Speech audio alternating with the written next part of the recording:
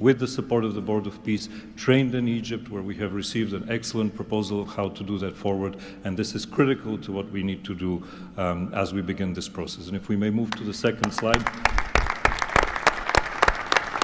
It is this Palestinian security force, under the authority of the National Committee for the Transition Period, that will allow us to ensure that all factions in Gaza are dismantled and all weapons are put under the control of one civilian authority.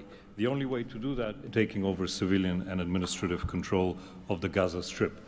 We plan to work in full transparency under the guidelines of and supervision of the Board of Peace and the Executive Board. And of course, we will do that in great coordination with the Israel and with the Palestinian institutions, who we both require to make this work on the ground, and certainly with my very good colleague here, General Jefferson, the International Stabilization Force that is coming together.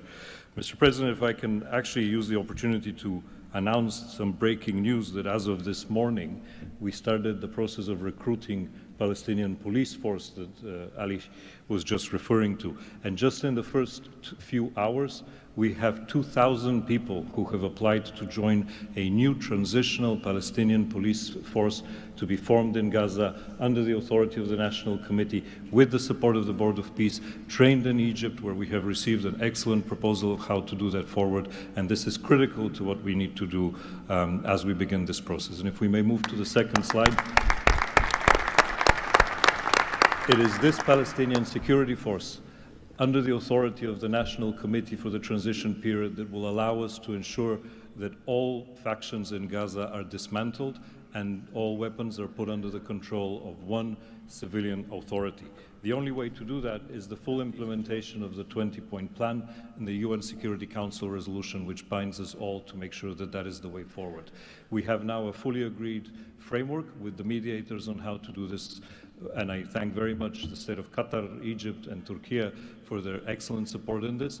We now need to move forward on communicating it and negotiating the details of the implementation plan with the factions on the ground. But rest assured to all of you that we're on the right track, and if I can ask one thing of all of us, is to make sure that we have one message.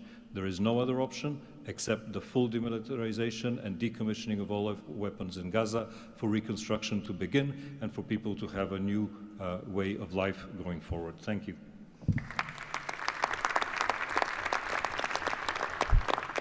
Thank you, Nick, and congratulations. Now, Major General Jasper Jeffers. Thank you, Caroline, Mr. President. It's an honor to be here today as the ISF commander. The ISF will do two things: stabilize the security environment in Gaza and enable civilian governance as established by the National Committee.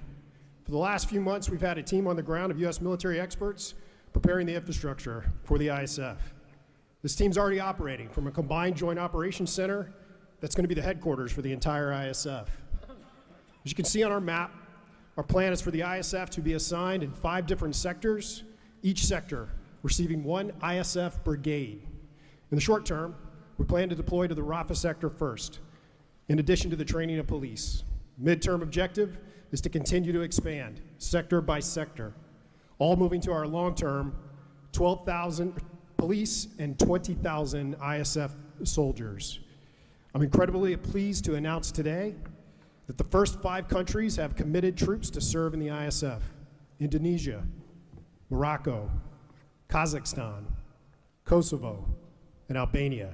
And 2 countries have committed to train police: Egypt and Jordan.